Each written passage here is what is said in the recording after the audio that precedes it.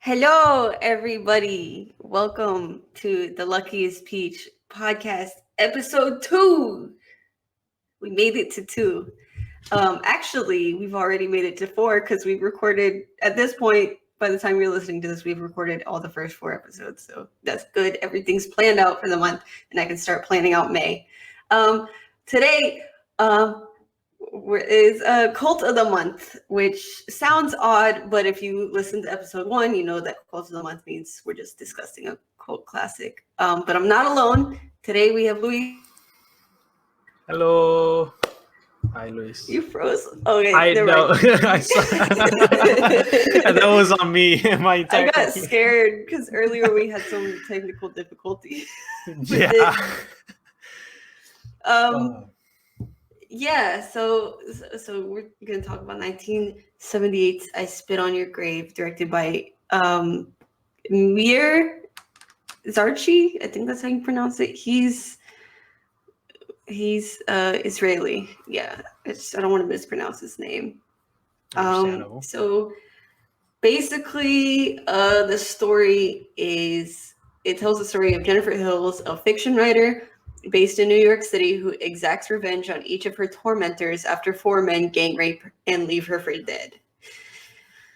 It's pretty much it. There was a 2010 remake. I don't know if it's any good. I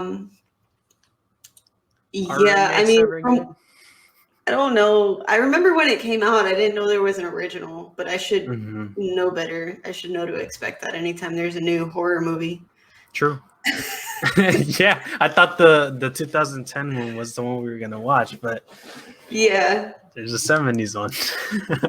It's always with horror movies. I should know, that like anytime there's a new one, like it's rare that it's actually original. Yeah, even the Invisible Man, which I thought was new, found out it's not. Yeah. Yeah, it's very old, but yeah. I mean, from my research, the original director is involved in all of the movies in this. So, there's the remake in 2010, which has 2 sequels. I Spit on Your Grave 2 and I Spit on Your Grave 3, Vengeance is Mine, and a direct sequel called I Spit on Your Grave Deja Vu with the original actress Camille Keaton in it that came out a couple of years ago. So, he's involved in all of them, but, I guess that doesn't mean that they're good. You got it spot on. I mean, that's how it goes, though, when you do sequels, you know, how, I guess 40 years later. It's a very simple idea that I don't think you can put too much creativity in it, aside from the deaths. Yeah, you can't really, because it was, I realized as we were watching, it was pretty, simplistic in, not in a bad way, just, it was more on the simple side, straightforward. They gang raped her, and she was like, I'm gonna kill them. Yeah. And that's exactly what she did. The full hour and 40-ish minutes, it was basically that. Yeah. It was kind of uncomfortable, which that's part of why it got, because the thing with cult classics is usually they weren't well received at first, and over time they've just garnered a following. So when it was first released, that was main criticism, was the gang rape scene. It takes up 30 minutes. It took a long while, and I think it was a 30-minute scene. A good part of it was her walking around. Yeah, a lot of it was walking around. It was very lengthy in real time, I guess you would say, because each scene was very long. But I don't think it's bad. No. I mean, when you've seen a lot of low budget films, you come to expect that. I mean, that was one thing where, if we were to talk about camera work, it seemed like a lot of the things that they shot was handheld. They didn't have enough to actually put like money towards equipment, which is fine. I get it. That's a lot of any movies. But also the budget was, I don't know if it's like if they updated it for inflation, but it's saying the budget was 1.5 million. So where did that money go? That's a lot of money, unless the actors were like very big at the time and demanded a lot of money. I don't think they were, because the only one that has a link like that you can look up is Camille Keaton, and this was like one of her biggest, like her first big roles. Okay. Yeah, I don't know. I guess they spent a lot on that lounge house to kind of like vacate the area so no one gets in and they can actually film. Because I mean, a lot of the movie took place around that area, either by the river or in the house. That's true. So I would imagine they were renting it. Who knows? Yeah. Hell, maybe it might be the same area in which the Avengers Endgame one took place, and that's why it cost so much. I'm trying to see. He did like stay in that cabin and then decide that he was going to shoot it there. Oh, okay. So like he was staying there with a friend. Okay, here we go. The inspiration came from an encounter that the writer-director had in 1974 with a young woman who was raped and beaten by two men at a park in New York City. The idea did not begin to fully develop until the film's cinematographer invited him to spend the weekend at a summer house he had rented, which contains an extension of a river nearby. He eventually chose to shoot at that location because it provided a peace and quiet atmosphere for the heroine. Okay. I mean, yeah. Still doesn't answer the question of where that $1 million. It still doesn't answer where the money is. Also, I apologize. I apologize for that. My apartment is right by the main street, and sometimes some cars are louder than others. I'll try to mute whenever possible, but yeah. Also, men are trash, dog. Like, yeah.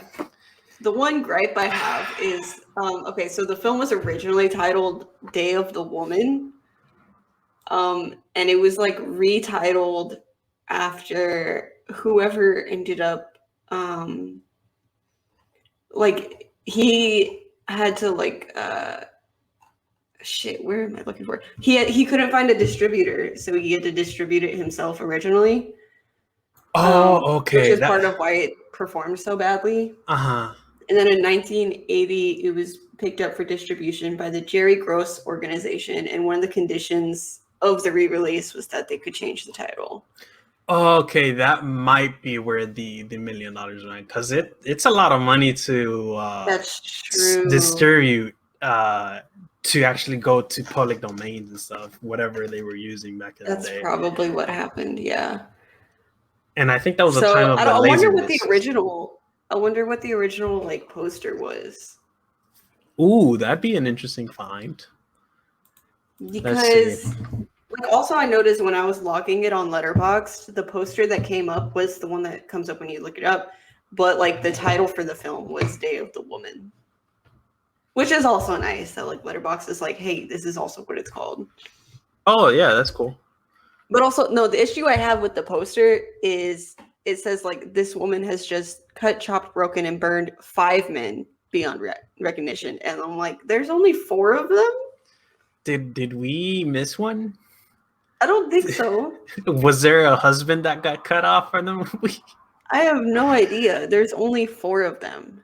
That's interesting. Do you think? But also, it says here, Demi Moore is apparently the woman in the poster. Demi Moore. Yeah. Is that for the? I don't think she's involved in any of it. I think she's just on the poster. Yeah, I think that poster might be wrong. I mean, it's got to be from the re-release. I don't know. Maybe. Original Day of the Woman poster. What we're finding out is that this movie is secretly a mess, even though it's an okay movie. Oh, it came up with like fucking Rosie the Riveter. Oh, I almost pulled my other. That's not what I want. Oh Lord. Okay. I don't know. Yeah, no, Um, I mean,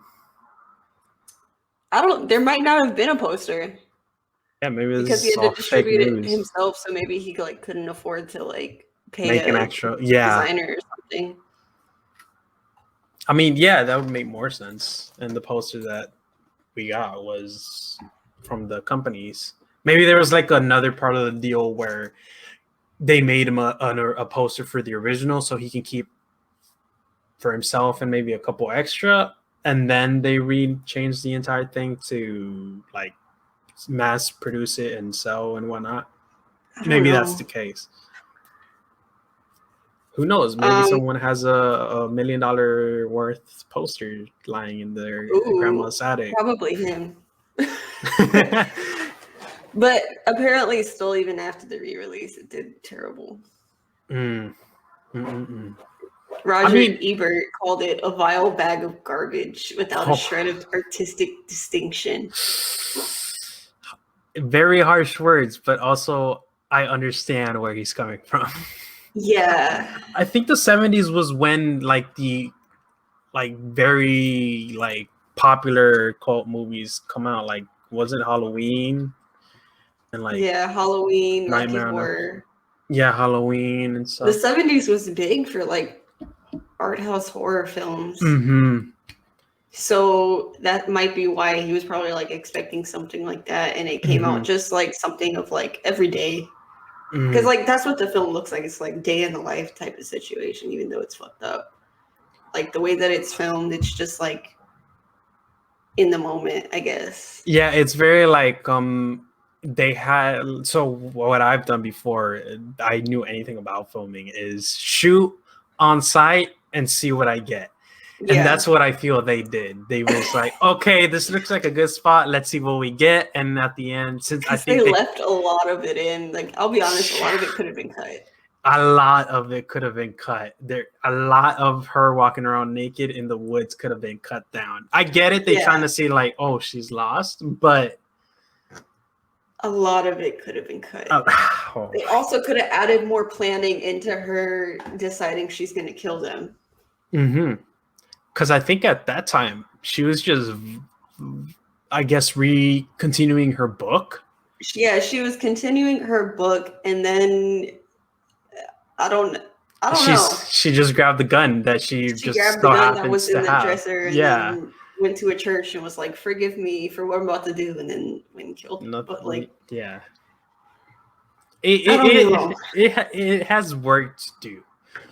Here's where I give it props though. For me, horror movies that deal with supernatural creatures, like an unkillable person, like fucking Halloween. That's the Michael Myers, not Mike Myers, not the Cat in the Hat. Not Shrek. Yeah. Humans to me are way more scary because I can probably pick up a pattern from paranormal stuff, from monsters. Yeah. Humans are an unpredictable, chaotic being. Like we are evil in some way when we go full out and do evil activities. So not knowing what might happen gives it an extra sense of the scare factor. And I think that's what he was trying to go for. Like, that's what the director was trying to go for. Albeit he missed his shot by a mile. I understand your point, Mr. Director, but it could have done a lot of work. Yeah, there was something else I saw that like, oh, okay, controversy. Mm-hmm. Okay, let's hear. So, what was it? A bunch of like countries banned it completely. Mm. And then what else? Oh, in the UK it was branded video nasty. Video nasty. I don't know. I guess that's our version of like NC-17. NC-17 or something. It's some over 18 rated R. Yeah, I don't know. And then they also were required to like cut some of it to be able to show it. Oh, sorry. There's a theatrical cut of the theatrical cut. I guess. Released the I don't think it theatrical. exists anymore because like we got Probably. the Yeah. full thing. The uncut That's. version, yeah, is 102 minutes. That's what we watched. Mm-hmm. The uncut gems. 102 minutes. Yeah. Okay. Yeah. That's so. Yeah. I don't Huh. know. Video nasty. I wouldn't. Video nasty.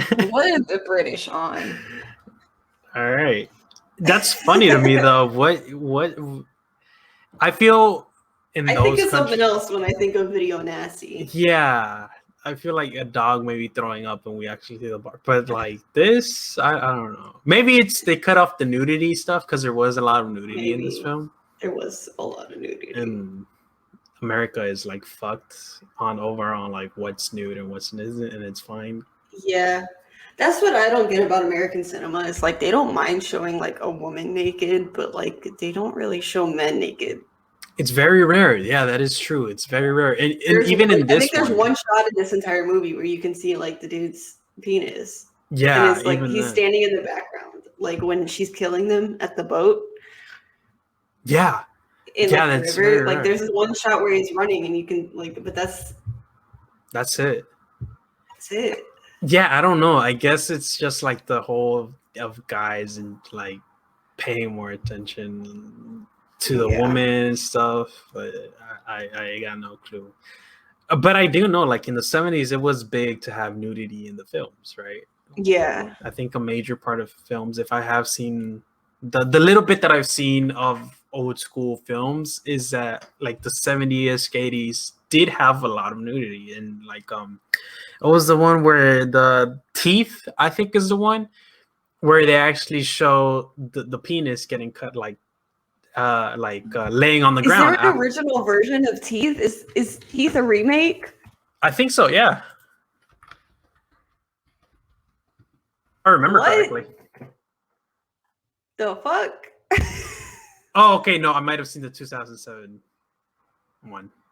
Came out in 2007. Yeah. Who knows? Either point is like it could have showed like at the point like this is way too late for spoilers, but when she cut off the penis, it wouldn't have been a bad shot to put a prosthetic in there and just because the way she cut it seemed like she just like slit it.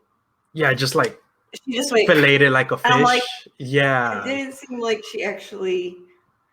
And also, the dude didn't realize it at first. I'm like, yeah, that was like, what? You sat there for a whole solid like 5 seconds before you realized it was gone. He was funny enough. I realized that he was still moaning when she was standing up. And I was he still thought that she was like getting him off after she cut it off. And I'm like, how? Yeah. I got no horny brain. Did you not realize? I don't know, man. As being a male viewer and having that part of the human anatomy on me, I felt the pain, but it would have felt more real if I would have seen the actual cut. Yeah. And that would have added to the gruesome factor that they wanted to get. Like in Teeth. Mm-hmm. Because that shit, that I ain't gonna lie, that kind of scared me. But I understand because it was also about like her being sexually assaulted and stuff.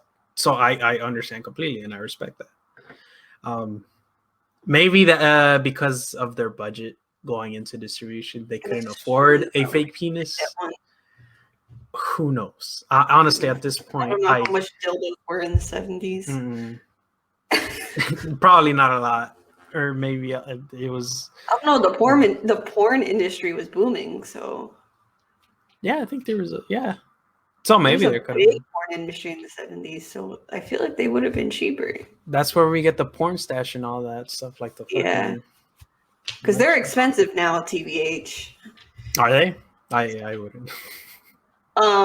Anyways, I'm gonna sum up the plot. So like, she rents a cottage in Connecticut near some river to write her first novel. And it says the arrival of the attractive and independent young woman attracts the attention of Johnny, the gas station manager, and Stanley and Andy, two unemployed men who I'm convinced have done some things together. I am convinced too. They seem awfully close and always. Are they? Are they? Do they order dessert?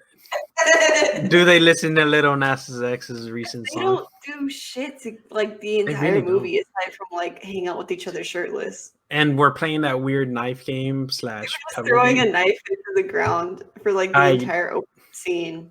It's like little kids playing cook or like kitchen with mud and shit and sticks, and it's like, you go bring me more grass for this potion and stuff. That's basically the vibe that I got from them.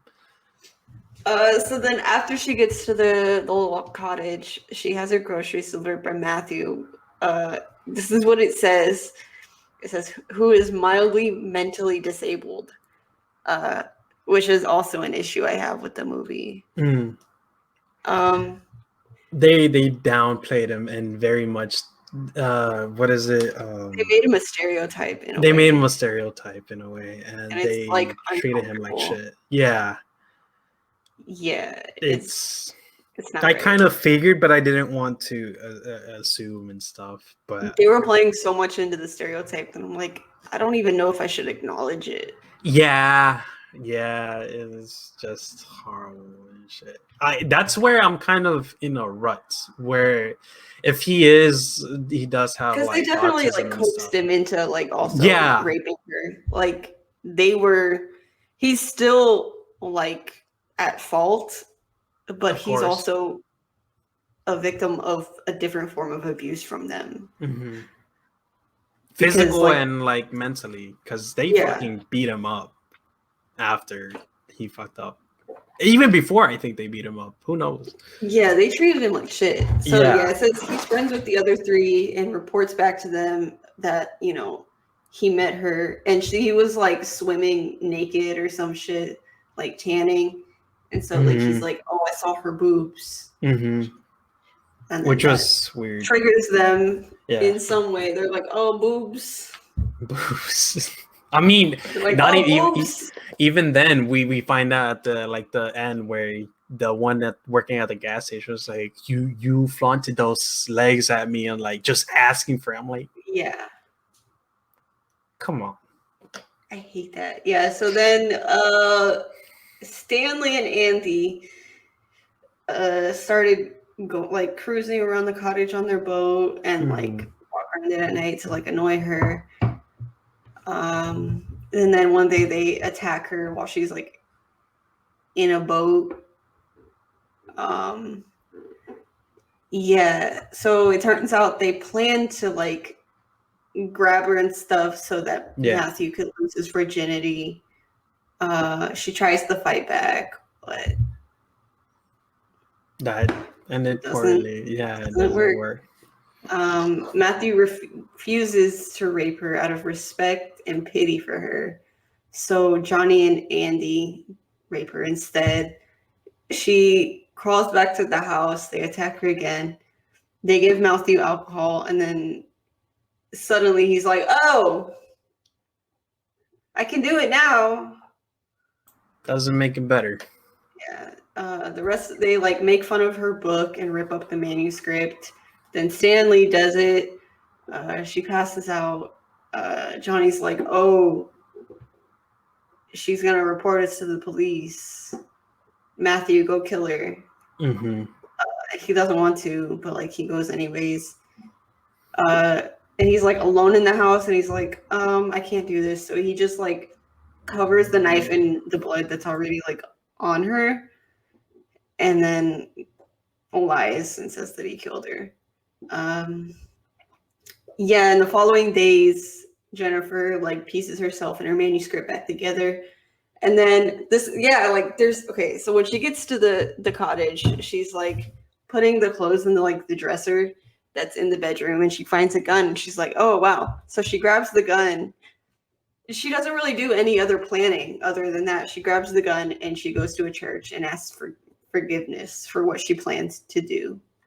that's it. There's not really much else planning, which like Yeah. I know that you need it, but like also then it makes the killing seem very abrupt.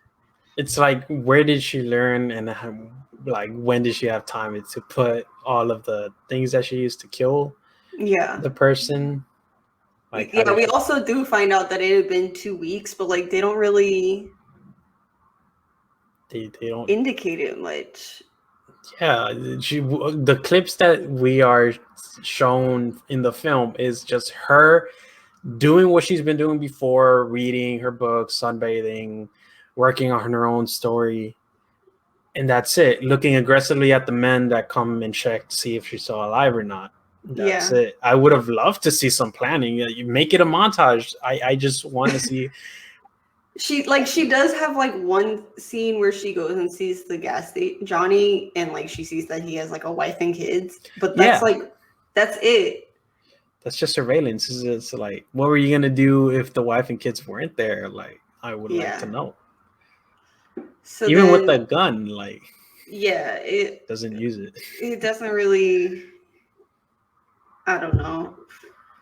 But then they find out that she survived, and they beat up Matthew. Then she calls in another grocery order, knowing that Matthew will be the one to deliver it. He takes a knife with him that he like steals from the deli guy, which that scene fucked me up because there was a fly on the cheese.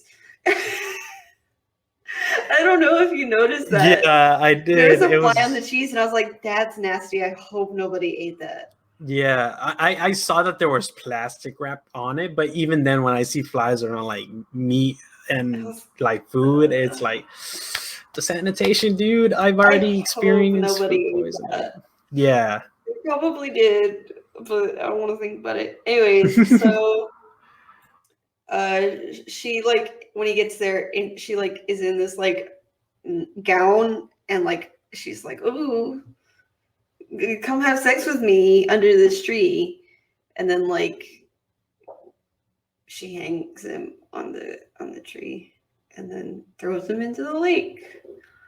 Which that was the one scene where I was like, oh, that's where that went, because earlier when she's like putting herself back together, the boat she was on when they attacked her floats back, and she grabs the rope, and like the rope is really fucking long. Like we were like, like it shows like an entire minute of her pulling the rope out of the water, and we never saw the end of it. The end of it. When she kills Matthew, I'm like, oh, there's the rope. Fucking, it's like it was like a magician pulling out those colored napkins out of his sleeve. It just kept going. We never saw the end of it. But it made me happy because I was like, oh, she got creative. She used the rope. So then she goes back to the gas station. She seductively directs Johnny to enter her car, and then she stops way halfway into the house, points a gun at him, and like orders him to get naked, where he's like, this is all your fault. You enticed us. You showed us your legs. You were naked when Matthew delivered your groceries. You did it to yourself, which isn't true at all. She was just living her life. She pretends to believe it and invites him back for a bath where she masturbates him. He mentions that Matthew's been reported missing, which is also something that she thought through, because after she threw his body into the river, she called the grocery store and was like, hi, I called for a delivery and it's not here. So they can't be like, oh, well. Me ordering a Domino's and it not arriving in 30 minutes. Oh, Lord. I don't do that, by the way. Me ordering DoorDash and it taking 2 hours to get McDonald's. That one I get if you call. It's 2 hours. It shouldn't take that long. But like that happened the other day. Nope, no. Unacceptable. Y'all need to switch to Uber. I'm not a spokesperson for Uber, but I've been using it. The problem with Uber though is if there's nobody nearby, they won't deliver. Oh, they won't deliver. Okay. That has been the case. And we always end up ordering at like midnight. So there's nothing we're both like high and drunk. Yeah. And Okay, that's talk more. about DoorDash. We ordered like a 40-piece chicken nuggets because there was a deal. It was like $10, and they didn't give us any sauce.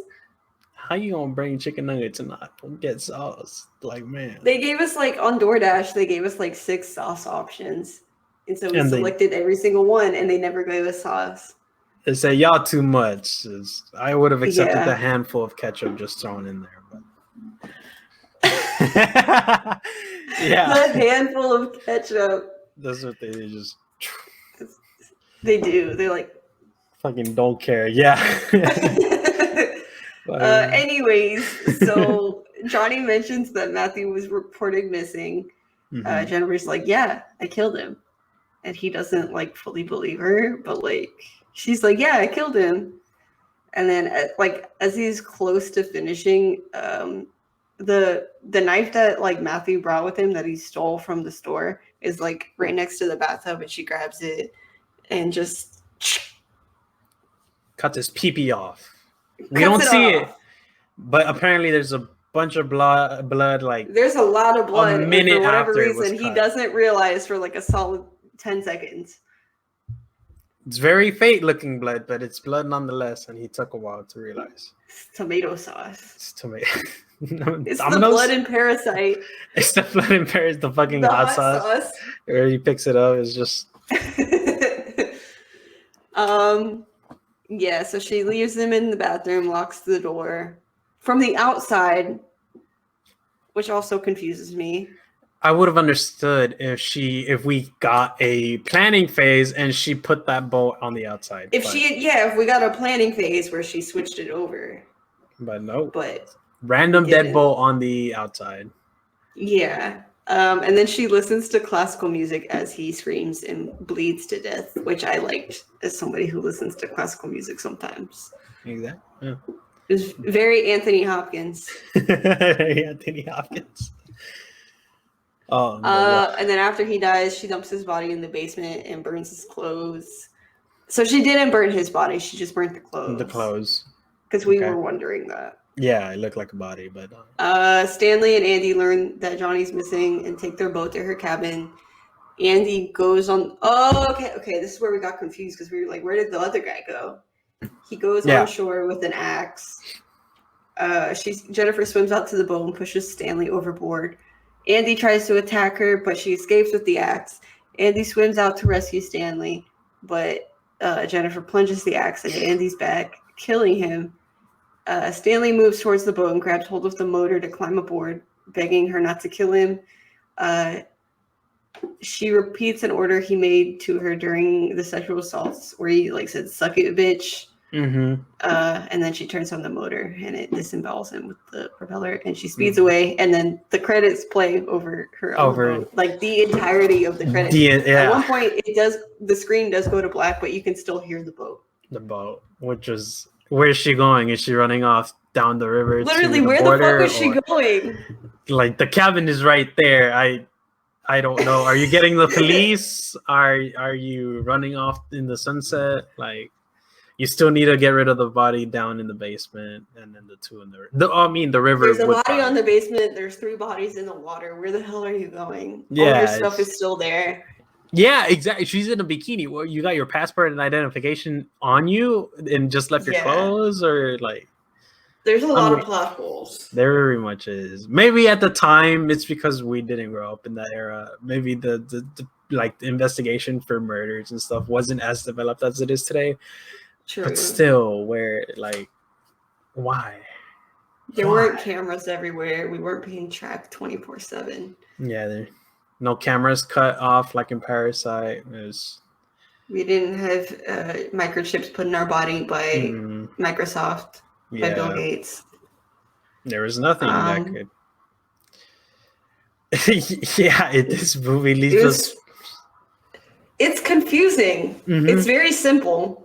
It gets to the point, but when you start thinking about it more, you get confused. Yeah, very much so. I wonder if the 2010 remake is like that, or if they actually fill in the plot holes. Hold on, I'm gonna look at the remake. Okay. Let's find out.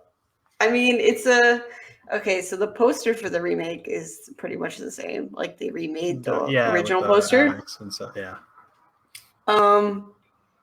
It's 6 minutes longer. Okay. I still don't recognize any of these names. Okay, so D-list class actors.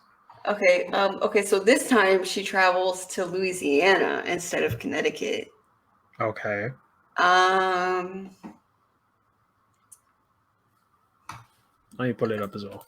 It's more specific. Yeah, it says like something like the plumbing becomes clogged. Matthew is a plumber. Oh, okay. Now it's described as a social interaction disability, which still seems fucked up. She rewards him with an abrupt kiss of gratitude.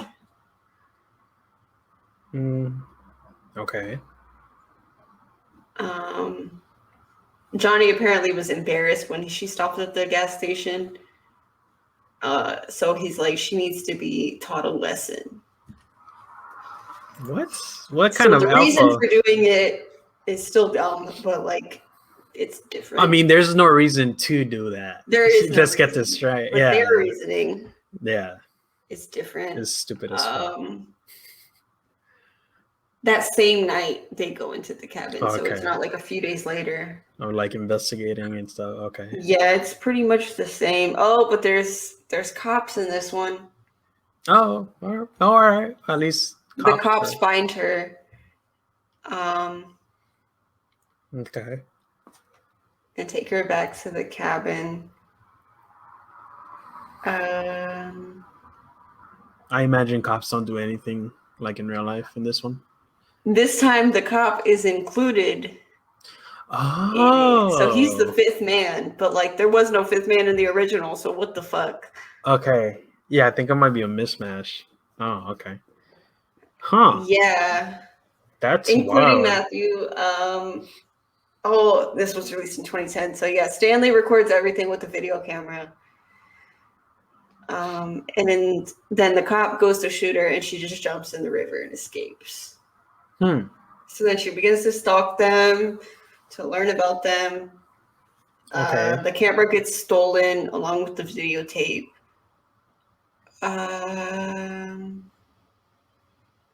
Already, it sounds way better planning wise than the original. Yeah, they go hunting. The cop shoots the owner of the cabin, who wasn't involved in it, but he owned the cabin. So he's like, I'm gonna kill you for loose ends. Okay, understanding. Matthew returns to the cabin where he apologizes, but she hangs him, or strangles him, not hangs him, strangles him.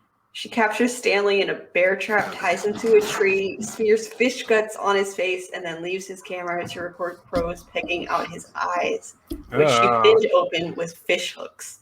This one's so much more specific. I actually want to see this one more. Then she drowns Andy and burns his face off in a lye bathtub. What the fuck? She said Fight Club. Fight Club shit. Oh, I actually want to next she ties Johnny to the rafters of an abandoned house and uses pliers to pull out his teeth in a pair of garden shears to emasculate him, leaving him to bleed to death. So Johnny dies in a similar way. It's just more graphic. And in a different location. While torturing them, she repeats to all the men the taunts they had used on her. She visits the cop's wife, posing as their daughter's new teacher. She takes the daughter to the park, and then when the cop tracks her there, she knocks him unconscious. When he wakes up, she stuffs his shotgun into his ass and reminds him that she was just as innocent as his own daughter. She attaches one end of a string to the trigger and the other end to the wrist of an unconscious Matthew. Oh, so she didn't kill him. It was some Saw type. Yeah, it was some Saw type. Who is seated in front of him.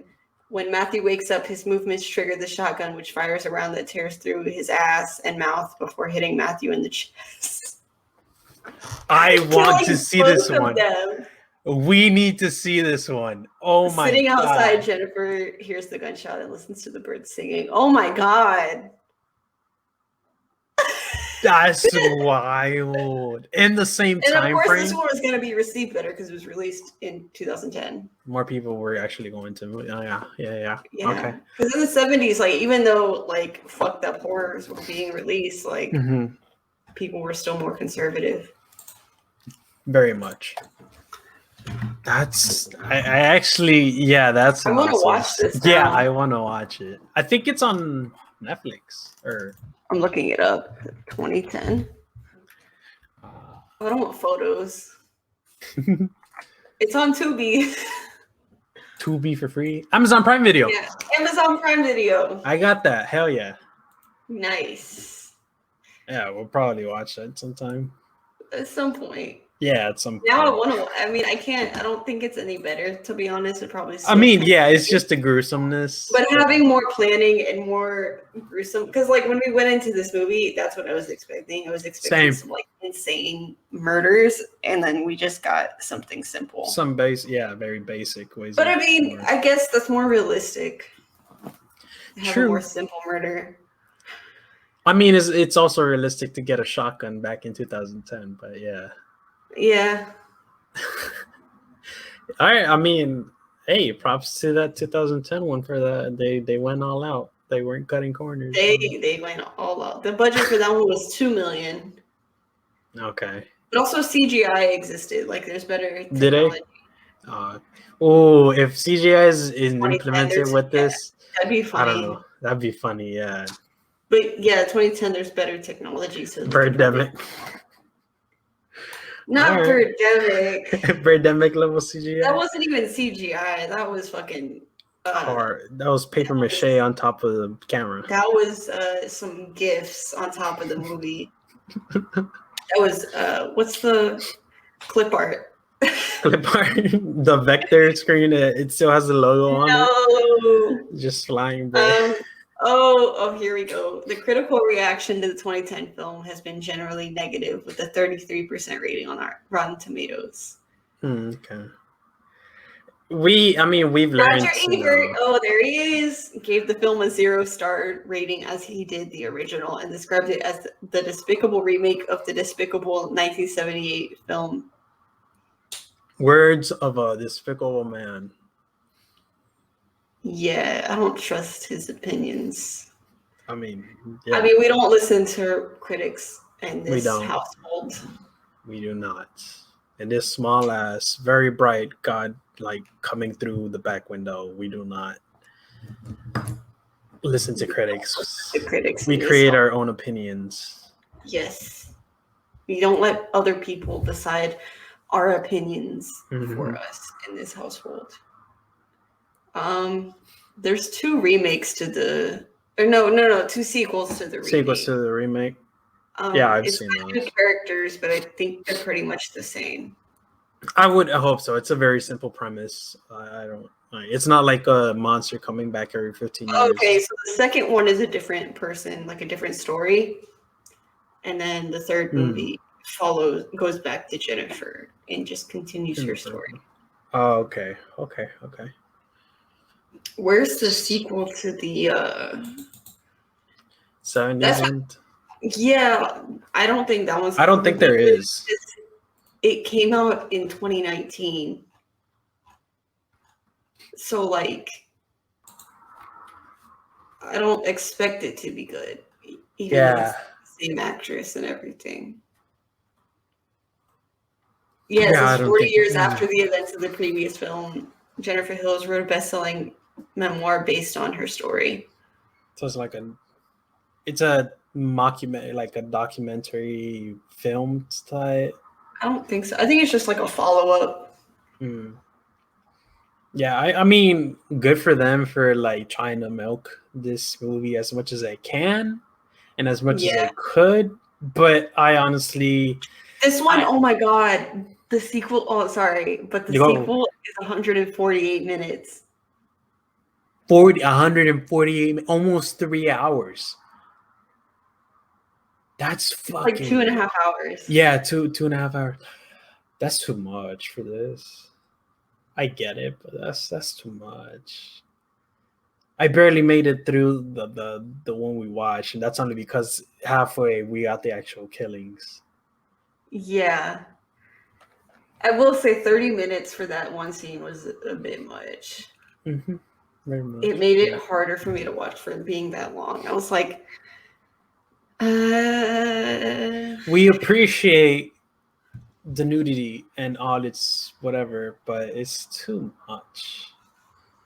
It's just too much. We cannot stress enough. It's too much. She looks good in the poster for the sequel, though. Oh, does she? Yeah, I think She it's looked actually young. her. Yeah, I think she looked young in the first one. I think it's actually her and not Demi Moore. Oh, do you have any final thoughts? Final thoughts. Are we gonna do like our score after, like we normally do on other things, we or can. just okay? I don't even know what I scored it. Final thoughts for me would be it's a good movie if you're into like just watching old school stuff, and if you have that time. If you don't, then don't watch it. Yeah. Other than that, I give it like a 4 out of 10. It's not horrible like other movies, but it's passable. Out of 10, like realistically, I would also give it a 4. Mm-hmm. But on Letterboxd, I gave it a 4 stars out of 5 just because she killed them. Oh yeah. And my review was literally, I love it when women. So that's why I gave it the score I gave it, because like critically, it's not good. But ethically, fuck yeah. Hell yeah. Fucking yeah. Yeah, I mean that's it on my part. I don't think I got anything else to say. There's not really much else. More pee-pee showing, getting cut off, less time walking Show around. Show us the pee-pee get cut off. Yes. Release the pee-pee cut. Release the pee-pee cut. Oh, fanboys. I'm gonna do something I might regret. Oh Lord. Anyway. Thank you for joining. Do you have anything to plug? I don't. I'm not in anything. So just follow this beautiful person, and thanks. Can't wait for Lego streams. Lego streams, yes. Lego streams. Okay. Thank you for coming. Oh yes, Lego streams are a thing that are happening. I have been told that I'm only allowed to do one every 2 weeks per content.